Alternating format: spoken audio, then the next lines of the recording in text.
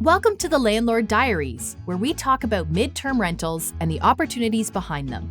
We'll share landlord stories, talk about maximizing investment potential, and discuss how to live the very best landlord life. This podcast is proudly brought to you by Furnished, the leader and largest online marketplace for midterm rentals. Remember to like and subscribe if you enjoy our content.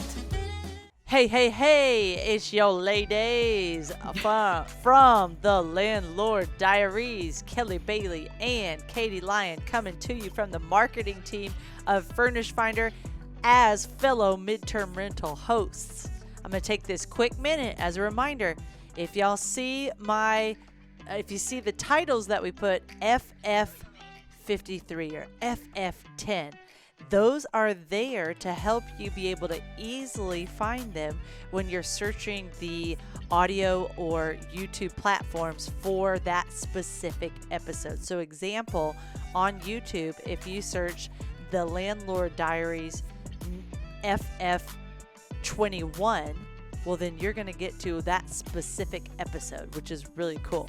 Katie, we've got some great conversation today. Can you tell us about Pam Holt, please? Yes, today we get to talk to Pam. She is in the Chicago area, and Pam has taken her own house and turned it into a rental property, but not in the same way that a lot of others have, where they do room rentals or they, split it or add an ADU. She actually says, hey, me and my family are gonna go travel for the summer.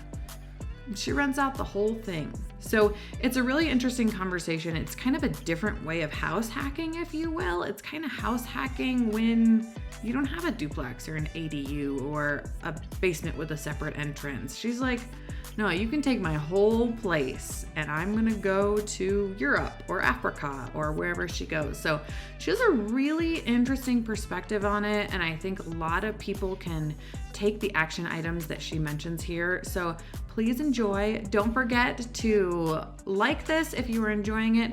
And please, if you don't mind sharing this with a friend, if you think it's valuable. Kelly and I work so hard on this, and it's all to bring you guys the best information possible because midterm rentals are so valuable. So if you find it helpful and useful, please share it. And we would love your feedback as well. Thanks, guys.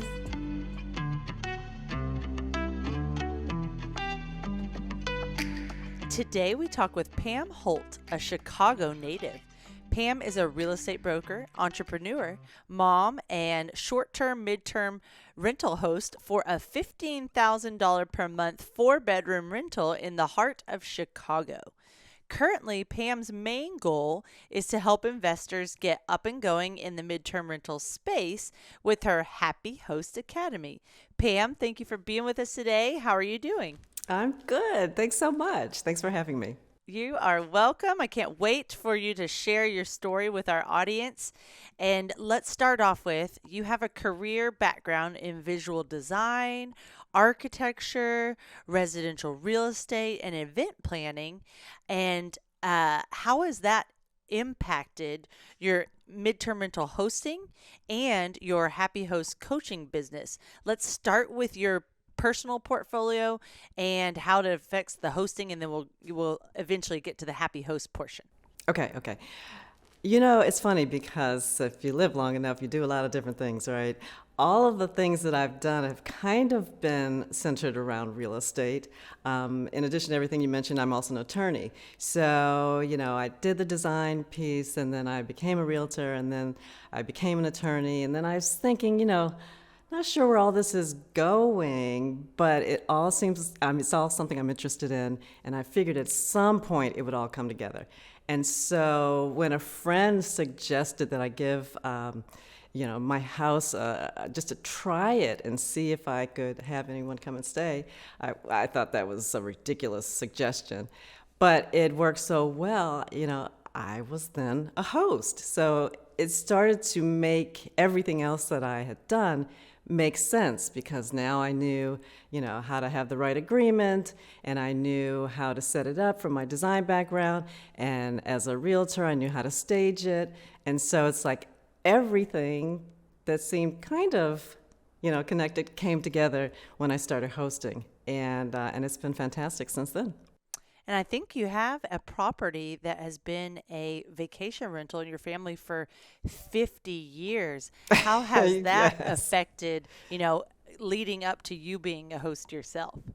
I mean, it's funny because we have had the property, and from time to time we've rented it, not on a regular basis, but because I'd done it before, I just never thought about doing it with my own home. And so I knew what it was supposed to look like. I knew how many sets of towels and the dishes and the staging. I knew that part. It just didn't occur to me to use my home. I mean, I live in my home. So, making that connection took a little coaxing from my friend. Well, let's get into your home. That's your $15,000 per month rental is your personal home. So give us the Yes. details. So it's where I live with my two daughters, and the reason that we started this is we were planning a trip, and I knew I was going to be away for a week or so. I wasn't quite sure. I was going overseas and going to visit my daughter who was doing some service work overseas. And so I took my friend's suggestion, I put the house out there, and immediately started to get responses. And so that trip, that what I thought was going to be a short trip, turned into be almost a month long. And I continued to get rentals. I got longer rentals. And by the time I came back, I was like, hey, this might be something. And because, my daughters and I hadn't had a lot of opportunities to travel together, we were caring for family members and we had a dog. And so we really hadn't taken any extensive trips. We hadn't traveled internationally. I started thinking, maybe this is a way to finance our travel, sort of finance the travel while someone else paid for it. And so once I changed my mind, set, and I shifted things around and stopped thinking of it as, my personal, the emotional personal property where, my kids grew up and my dad lived, and started thinking of it as a moneymaker. That was it. We started traveling everywhere. And we were away for weeks at a time, and we spent all summers away, and guests are here in the house. I can run the whole thing from, my phone. And it's been a fantastic way to generate a stream of income and travel with my family, and it's fantastic.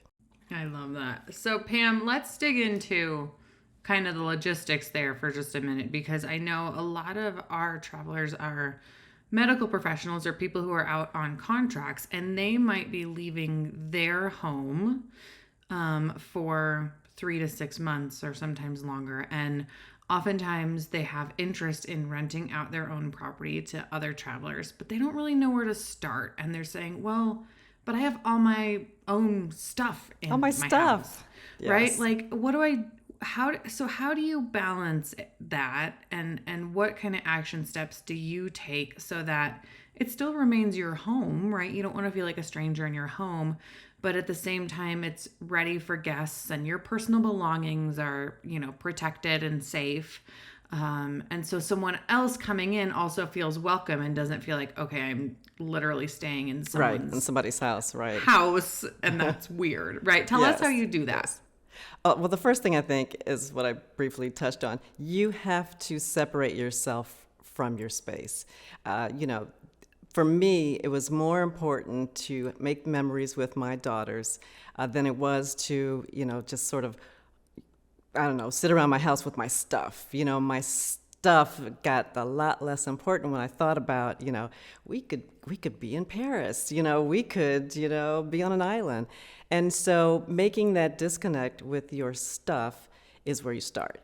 And then after that, you've got to be okay with taking some of your stuff away. So some of your personal items, it's kind of just like when you're selling your home. You want to kind of depersonalize it a little bit just so that the person coming in can feel and imagine themselves in the space. And it's not just, your family photos and your, trophies and all of your stuff. It becomes more about them. They could see themselves there and not so much of you. So for anyone starting, I would say, first of all, remove super important items that you might have. Anything that's going to really hurt your feelings if something happens to it, I would take that out. For us, we took important papers and a few family mementos, and we took them to my mom's house. And so they kind of live there when we're out of town. And then, and this is critical, I think, for, a lot of people. Start to declutter. Start to, just for your own peace of mind, start to get rid of a lot of stuff that you don't need. And so for me, I had 45 pairs of shoes or something insane, which I never wore. They were all so wildly uncomfortable, I never wore them. But because they were so new, I was like, God, I want to get rid of these shoes. But because I shifted my mind, I was like, well, I don't need 45 pairs of these 5-inch heels. I just need a few pair that I can take with me on my trips. And so, I cleared out my closet, all these fancy dresses that I'm not sure why I have so many fancy dresses. I don't go that many fancy places, but all those things were donated. I went through my kids' stuff, and we just kind of pared down, which was just great. It just felt better, just generally speaking. But it also made it easier for us to then make space for guests. And we could right now what we do is we put our stuff in one closet. We have a locked owner's closet. And so the guests have room for their stuff. So the drawers in our bedrooms are empty. They have a walk-in closet for themselves. And our things remain in the house because it was just too much for us to take it anywhere else. But that stuff is in that closet. And there were some things, we had a lot of books. And so some of those books I left because guests really enjoyed them. But some of them I just boxed up, and they're neatly stacked in our garage. And for right now, that's where they live. We'll see what happens with them later. We didn't feel comfortable enough getting rid of them just yet. So they're just parked there. They're almost on the way out, but they're still in the garage. And so that's how you start. You start to remove the items you don't absolutely need and don't absolutely love. And then, you pare down, and then you move to the next step, and that is the deep clean. You gotta do the deep clean, because it's kind of like that commercial where they say, you've gone nose blind. It's kind of like you've gone, I don't know, house blind or something, where you don't see the stuff that needs to be cleaned in your house necessarily. Not that you don't have a clean house, but there's, other people are coming in. And so when your ceiling fans, the blades are covered in dust, but you don't really pay attention to that because you're just turning on the switch of your ceiling fan. But, that's not, the biggest objection the guests have when they come to stay at other people's homes is that they just weren't clean. They weren't clean enough. And so you go through the whole process. You clean the air grates, and you clean the baseboards, and you do a deep clean. Today's episode is proudly sponsored by Furnished Finder, the ultimate platform for hassle-free midterm rentals. Whether you're a seasoned landlord or just getting started, Furnished Finder has everything you need to find your next tenant. With Furnished Finder, you can say goodbye to booking fees, markups, and commissions, and hello to direct bookings. If you're ready to experience all the benefits renting your property for 30 days or more, head over to furnishedfinder.com where you can list your property for one low annual price. We make it easy to get started. There's a book I heard about once. I'll have to look up the title so I can put it in the show notes. But a coworker was reading it, and she said the summary about the decluttering was, when you look at an item, does it bring you joy or does it bring you something else? And if it brings you something else, do you really need that item? And if you don't really need that item, or if you haven't touched it in a while, then you're supposed to put it in a box and label it to be thrown away 6 months from now if you never open that box in the next 6 months. I thought it was a really simple concept. Oh, I like the time frame, because you can put it in a box and it's still, in that box 3 years later. And right. So, might as well have gotten rid of it then. Yep, just like throwing out stuff in the fridge. Got to label it sometimes. Well, let's wrap up this part of the conversation about your personal portfolio and home. That's your short-term, mid-term rental. What type of monthly guests have you found come and stay in your home? Well, I get a lot of business travelers. and I get unrelated colleagues who travel together, and they come in town for extended periods of time, either for trade shows or for projects that they're working on, or work-related kinds of things, where they could be in a hotel, but they want the camaraderie of gathering together at the end of the day and kind of debriefing, and they want to be able to cook. And even though they don't make a whole lot more than pizza, it looks like when I come back and see the trash, but they like the idea of it. And I think they sort of use it as a team building kind of experience, rather than everybody, going back to their, hotel rooms at the end and not team building. So I think it works really well there. I also get families, and this one I feel really, really proud to be able to serve. I have families who come in town to the major hospitals that are in Chicago. And they have a family member who is going to undergo a procedure. That person may or may not be able to travel right away, may have to recuperate for some amount of time before they go back to their home. The whole family can come and stay with them and support them, both when they're in the hospital and also when they're back and before they can go home. So that one always, I feel really good to be able to help those families, because, it's already a tough situation for them. And if they're in a hotel and it's cold and it's kind of bland and it's kind of, not personal and not warm and friendly, I think it makes a tough situation maybe even not so great. So. When my sister was young, she had to go one state over to Mayo Clinic to have a procedure done. And these types of amenities didn't exist then, right? So my parents took her up and they stayed in a hotel, and no one got good sleep. My brother and I were back one state away with my grandparents. We were super worried about her.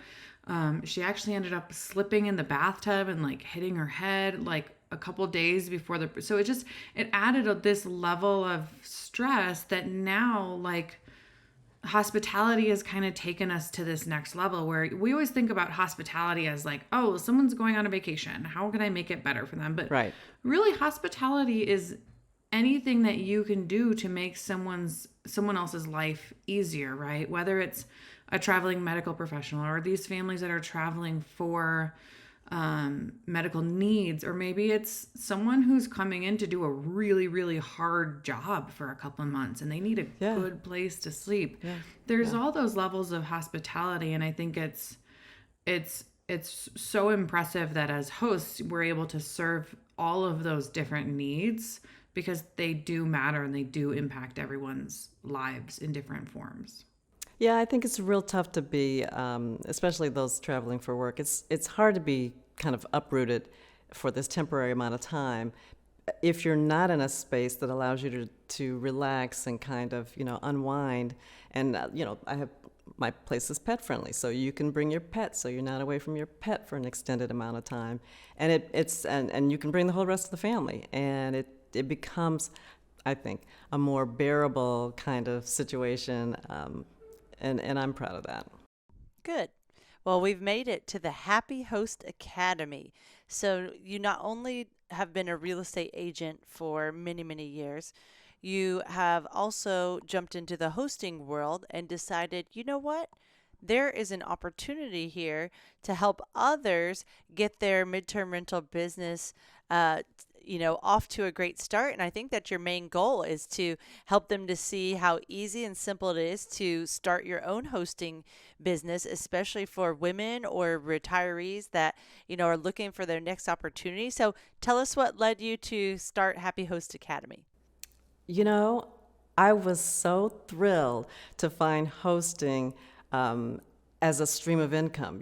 I thought, I can make a few dollars, but, I can replace my income as a realtor by hosting. And understand, I only host during the months that my daughter is out of school because we live here. So, summers, sometimes a week or two at Christmas holidays, spring break, but not year long because we live here. And so it is a very viable source of income. And my whole career, I tried to help women in particular with their investments, the real estate purchases, whether it's primary home or investment property, and it was great. But I thought, wow, how can I reach a broader audience? How can I share this, find that I have with more women? And so I started a community for women that teaches them to start out with their primary residence or secondary residence if they have a second home or vacation home, and really start from the beginning, because there's always a lot of people are sort of scared and leery about whether this is a good idea, whether this is a good idea for them in their home, what's going to look like, is it weird? Oh yeah, I'm excited to get into all those. I have a whole list of your teaser topics from your academy. Yes, all that. And so I try to walk everyone through that. It's very hands-on. I'm in there one-on-one, working with folks to get their space ready and get them up and launched. So far they love the idea of doing the midterm rentals, the travel professionals, because there's not as much turnover. So the short-term rental turnover, it can be pretty hectic. And so as a new host, if you can get a midterm rental for 3 months, it's an easier foray into hosting. So they love it. So they're all, the women who've gone through, can't wait to get on Furnished Finders and put their spaces up. And it has been immediate. The success has been immediate for them. Like the next day, they have inquiries, and they've just been thrilled. It's been great. Well, we love to hear it. That's why we keep doing what we're doing. So, all right, let's dive into some of these teaser topics from your academy, as Kelly alluded to. So let's talk first about the weird objection. What tell us what this means. I mean, someone you don't know is going to potentially sleep in your bed. So, that's weird, or it can be weird. I don't know. I think no matter how you look at it, it's kind of weird. And so I think right there, that stops a lot of people from considering hosting in their home. In fact, my sister, that's why we haven't rented our vacation home a whole lot, because that one barrier. And I told her, I was like, with one stay, I can buy you a new mattress, I will buy you a new custom bed, you can get all new linens just from one rental stay. And I don't know, for me, that starts to make the wheels turn, and I think, maybe not as weird as I once thought. Well, and I mean, the mattress can have 2 complete encasements on it. So it's like you could have your own sheets, and you could have like the double protected mattress as well. So I'm with you.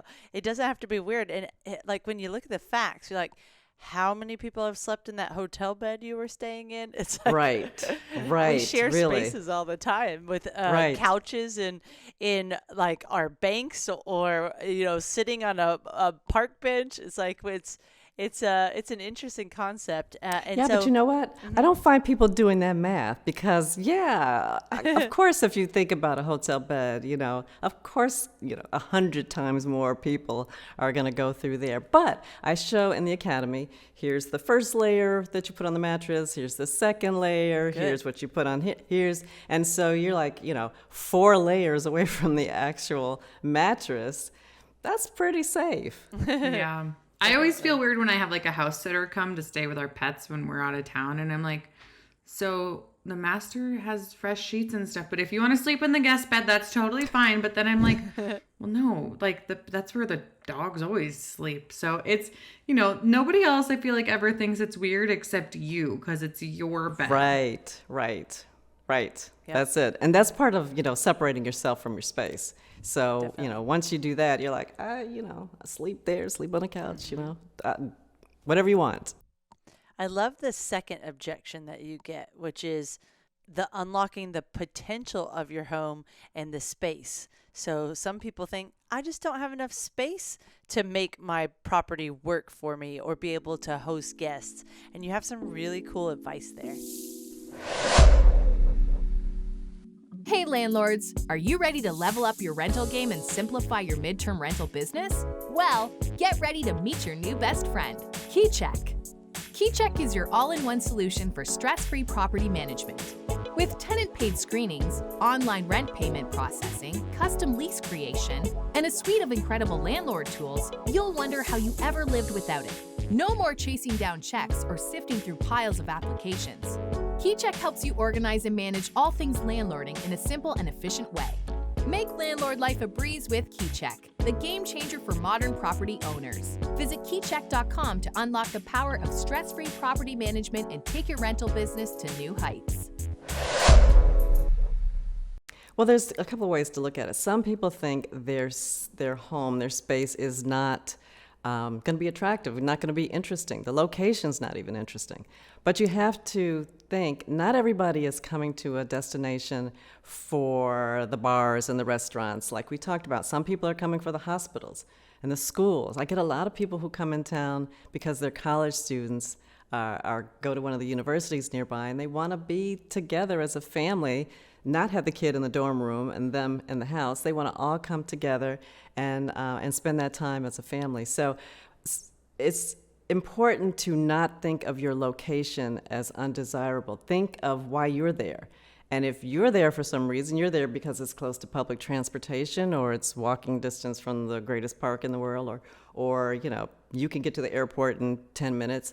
If that's important to you, then that's potentially important to someone else. So that's one part of it. The other part is people think they have to have these luxurious, castles or chalets, and I have a house, just a house where I live here with my kids and my dog, and the most guests want to stay in a place like that, or they would go to a hotel. They know that it's going to be an authentic experience, and if it's not a resort, that wasn't what they expected in the first place. So I would again think about who's coming to stay. What are they looking for? You got to kind of get out of your own head about it, and make it more about them and their experience and what you can do to make your space comfortable for them. And in our intro call, I really loved how you even dove in a little bit further, like examples. I have a basement, but it doesn't have a kitchen. And you had some great advice for like what you can do to make your space into a home without having to put a large remodel in. Right. Okay, that's the second thing. People think they have to have, a full second kitchen. And a lot of people who are traveling aren't coming there to your home to make, Thanksgiving dinner. They're coming there to work. They're professionals. They are in and out of your space. They're a lot of times, they're kind of just sleeping there. And so if you're able to have a cooktop, maybe a mini fridge, maybe those electric cooktop things, for someone who wants to make some eggs in the morning or something, you don't have to go all out with some grand chef's kitchen when someone's really just looking for, a toaster oven. So don't let that stop you. If you have a basement that's unused or underutilized, that could be a moneymaker for you. That could be, your space that you use for midterm rental, rather than use it just as a place where you store your boxes, I think this is really important because when people think about a rental property, a lot of times they think about a themed property with all the amenities and a pool and a hot tub and a pickleball court. And that's nice. It's so nice. And that hits to a certain target market, right? A certain avatar, but we're not always going after that and trying to serve that customer profile, right? So what does the traveler look like for you? Like, for example, Kelly's properties are much more family oriented. I'd say like 2, 3, 4 people, right, Kelly? Like, they want comfort, they want a little space, they want a yard. Mine are more for like, a solo traveler who's a working professional. And you kind of have to put yourself in the shoes of that traveler and think, okay, what do they want? What do they need? And how can I accommodate that? And it's not always about quantity. It's about having really good quality of items and how can you share that? When Kelly and I were at Bigger Pockets, I met a gentleman who had an outstanding, he had like 30 properties that he had gotten to in a short period of time. And I was like, how are you doing this? And he goes, well, it's easy. I'm not going over the top. I'm keeping them simple. But people rent my houses when they want to go visit their grandma or when they're, going on a work trip. Or he's like, they're not crazy. They're very nice and they're welcoming and they're comfortable, but they're not your typical vacation property. So I feel like that is, like you're saying, something to definitely remember. Yes, and I think you have to, I'll tell you a story. You have to know who's coming to stay with you so that you can best support them. So when I first started doing this, I have a pretty large house. I live a block from the lake. I thought, okay, I'm going to have families. They're going to come to town. They're going to go to the beach. I'm going to get some beach chairs and blow up things and beach towels. It's going to be great. And then I started getting all of these business travelers. And I was like, hey, wait a minute. You're not going to the beach. You don't even care about the beach. What you want is you want to be able to make pizzas in the oven, frozen pizzas. You want to have, beer glasses because you want to have a lot of beer. And what you don't want, and this was a big mistake that I made. I thought I would have twin beds in some of my smaller bedrooms because then I could get, more kids and stuff. But unrelated colleagues do not want to share a room with, the guy that works in the cubicle next to them. So I took those out and I put in queen size beds. So now everybody has their own bedroom, a private space. One group will share 2 bedrooms share a bath, but the others have private ensuite baths. And so, the privacy is maintained, and that's what's been working. That's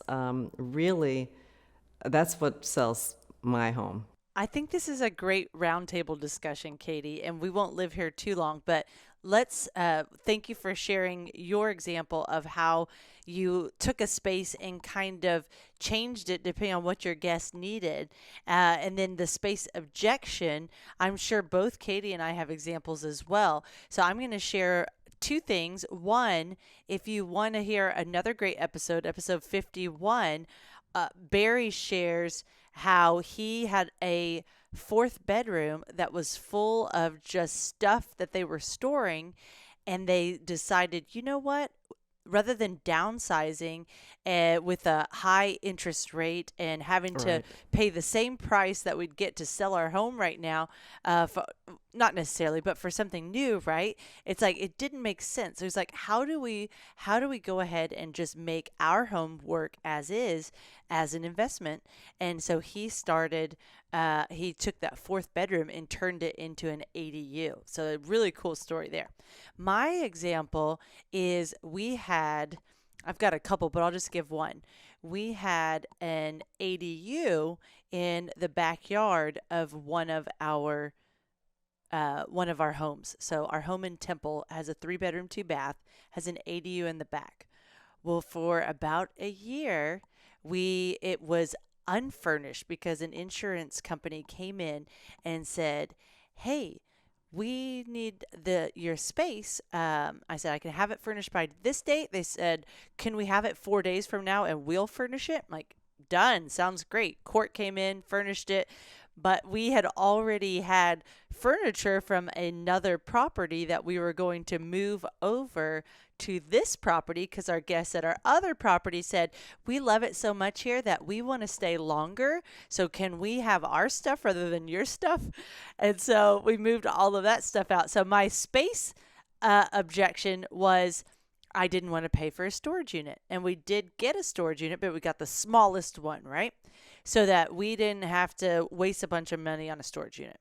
Well, we ended up using that ADU in the backyard as a storage unit instead for like a whole almost 6 months, something like that.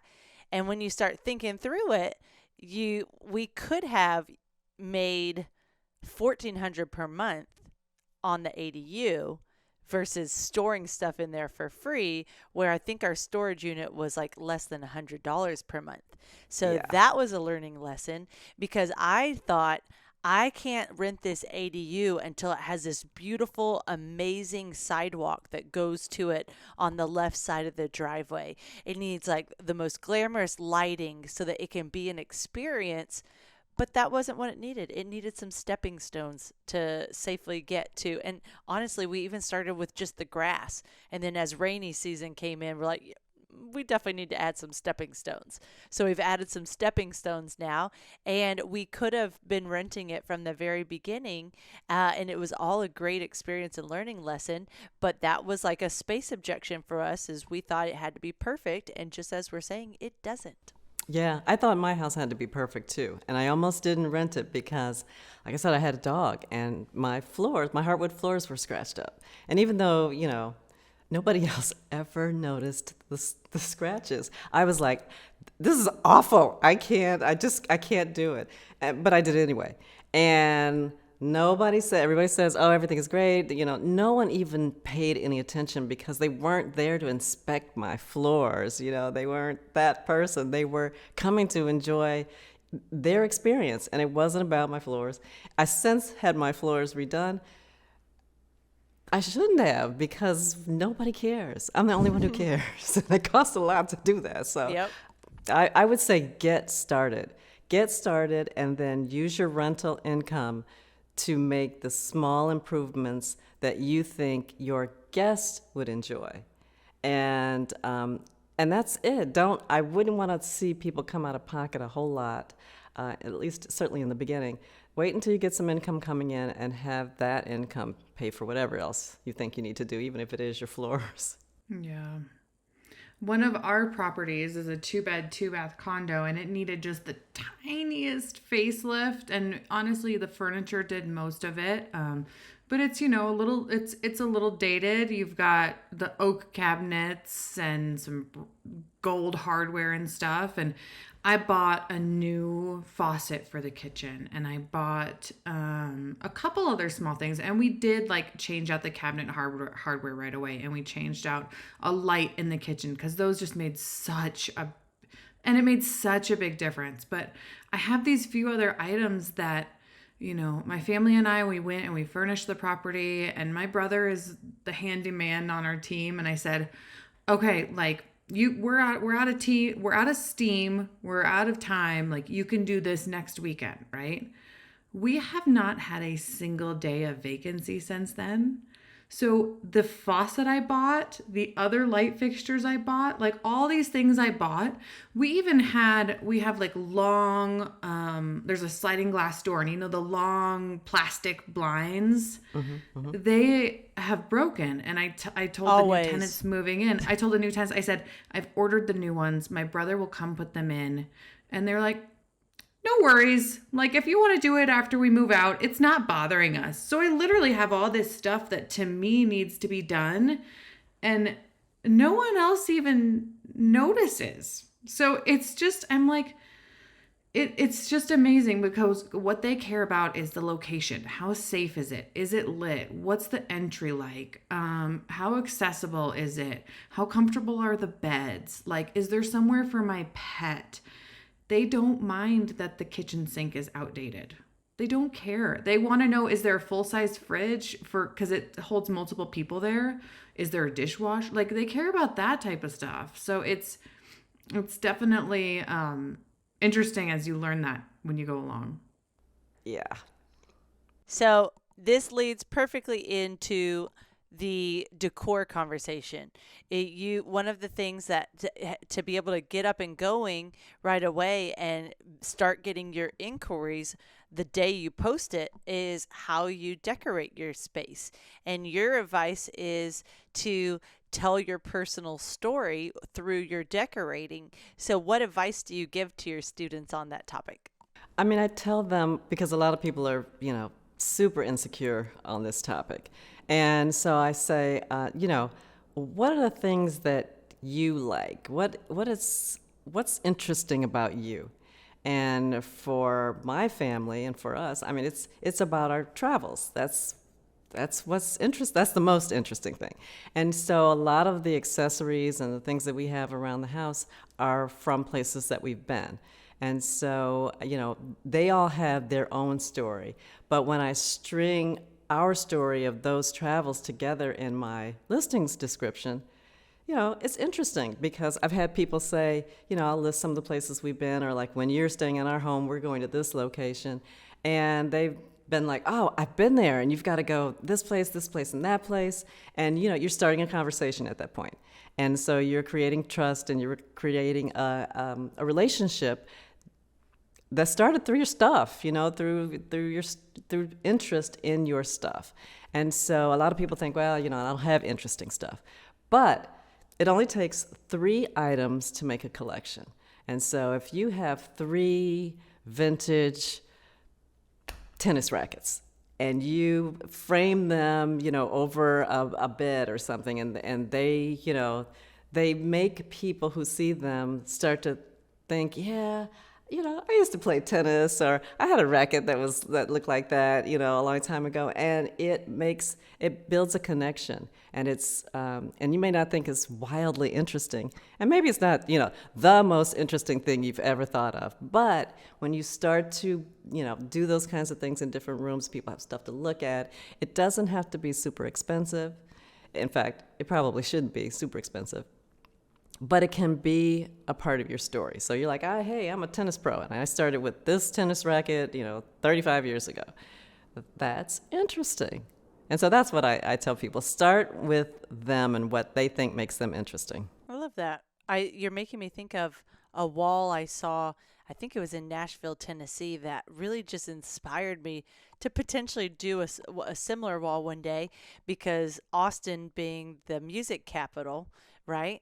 It was a wall of abandoned instruments that they had painted, like the whole wall. It was a 2-tone wall. It had one color on the bottom, and it had all the instruments above it spread out very nicely that they had painted white. And it was just a cool accent, because I think that's a great way to incorporate theme into your style as well. Is why is someone coming to your area? What draws them to Chicago, or what draws them to Austin? And having like Texas type art, it would be a good theme for our area, right? One of mine is a Texas style room. Most of mine are beach style houses, because I love to relax and feel like I'm at the beach. So that's what we give our guests experience most of the time. I love it. Yeah, I've seen people do, camera collections, books. Like, we had a lot of books. We have a whole library full of books, which I was like, this is before I boxed those up. And I'm like, okay, I'm just going to leave these bookcases here. This is just what it is. But I didn't realize that guests would come and they would look at the books. And so one person said, I'm right in the middle of this book that you had. Can I take it? I'll send it back to you. And I was like, this is great. They're like, I'll leave you a book in place of it. And I was like, look at us, we're friends. We've got a book club, And so, and I've had people write me notes, I read one of the books, fascinating collection. I wish I could sit down and talk to you about these books. It's just, books. It's just stuff that we had, that we enjoyed, and someone else, may enjoy it in the same way. And it doesn't have to be big things, right? Like it can be very little. It can be just, what is your aesthetic, or what resonates with you, and does that resonate with the people who you're trying to attract your property to, right? Episode 40 with Erin Spradlin, she dives into the science of the mind of like the corporate traveler, like a digital nomad or a remote worker. And part of that is it's a higher education level. So she advises to have books and things of that nature, because that's the type of traveler you're reaching, is someone with a higher education level a lot of time that wants to read books in their downtime. Smart. And that's part of their relaxation process. I like it. Yeah. Okay. And correct me if I'm wrong, but I think you were setting up an Amazon store with decor tips. Is that in the works? Is it live? And when it is live, we want to know about it so we can put it in the show notes. Okay, so I get a lot of questions because, again, if you haven't started, you don't know necessarily where to start. And so you're like, I don't know, what coffee pots should I get? And what, do I need an iron? What iron should I get? And a lot of little questions like that. And so I was like, okay, let's just remove this as an obstacle. Let me just make a list of all the things that you must have, and then a list that are extras, things you might have or things you might have once you start getting some income in and somebody else pays for it. And just link directly to what I recommend. And if you want to do this, you don't want to spend a whole lot of time, doing your own research, doing your own shopping, trying to, I don't know. Do people shop in door to door these days? Do they go out and do it? I don't try know. not to. I try not to also. But anyway, these just link directly to it, and it's there for you. It's done. It's the things that you need, so you don't have to think about, do I need this? Do I need that? And you can go for it. And so that's available. It's available on my website. I'm adding to it as I go. And if I were getting started, I would start there because it's easy, and that's what we want. All right, let's talk about the next topic you hit on, which is safety. Safety is initially a big obstacle for a lot of people. They're concerned that, especially for those who welcome guests and they're still in the home. So room rentals, basement rentals where there may or may not be a very definite separation between the guest space and their space.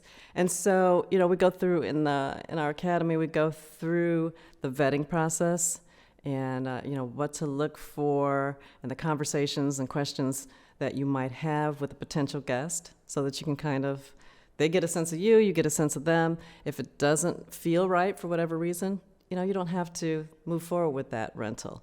But I will say to people that there's a very, very, very low incident of unsafe situations that come up in home sharing. I think whatever you might hear about it are the sensationalized activities that have happened, but on a regular day-to-day basis, people are not often coming to your home to, tear it up, go through your things, Especially in the midterm rental space where you're doing a screening, you're doing a check to make sure that they are who they say they are, that they're going to be a good fit for your home, and you have that deposit typically as well, or some sort of insurance to make sure that they have some buy-in as well to make sure that they're going to take care of your property and treat it like their space also. Right, and the lawyer in me will not be able to say, strongly enough, have an agreement. Here are the boundaries, and here's the expectations. You agree, I agree. There it is. Make it clear. And correct me if I'm wrong. Do you teach your students to use our sister site, KeyCheck? Do you personally use KeyCheck? I do. They use. I think they're really comforted by the security that they feel from using someone else beyond their own vetting questions to sort of, figure out whether the fit is right and whether the people are who they say they are. All right. Next thing, the phone is your office. So talk to us about that, because I know long distance management is something I've become very familiar with from a firsthand basis. And sometimes I wish I could be away from my phone a little bit more. But tell us a little bit about that and what you teach your students. I like to give them the example that I conduct a lot of business from a lawn chair or a beach with a cocktail, because from my phone, I can adjust the heat. I can change the code on the doors. I can turn the lights on and off. I can, if need be, I can contact my handyman and have someone else other than me go over and take care of whatever is necessary. You don't have to, you could opt for a management company, and then, certainly they will take care of those kinds of things. You will pay them handsomely. Or you can do those kinds of things as long as you have, I think, a clear understanding of what you're going to be responsible for and what the guest is responsible for, and you guys have done, kind of gone through the property, and everybody knows what's what. The rest, kind of the technical things, the payment even, all of that can be handled from your phone. And you can, I'm always in touch with guests. We can message back and forth. It's not like, they move in, I go away, and that's it. We are never in touch again. Good luck. I hope it all works out. I'm still involved, and I'm still there for whatever they need. I think we've made it to our last part of the conversation here is, we've gotten into a lot of great detail on the important aspects of the midterm rental space. Like, is it weird? Is there space that I'm not utilizing properly that could be a potential source of income for me? How decoration, safety, how to run your business directly from your phone from anywhere in the world. So let's wrap up with, your main focus is to help people get started. So how do you summarize that in a few steps? Like, what's the bullet point version of what people need in your mind to just get started in the midterm rental space?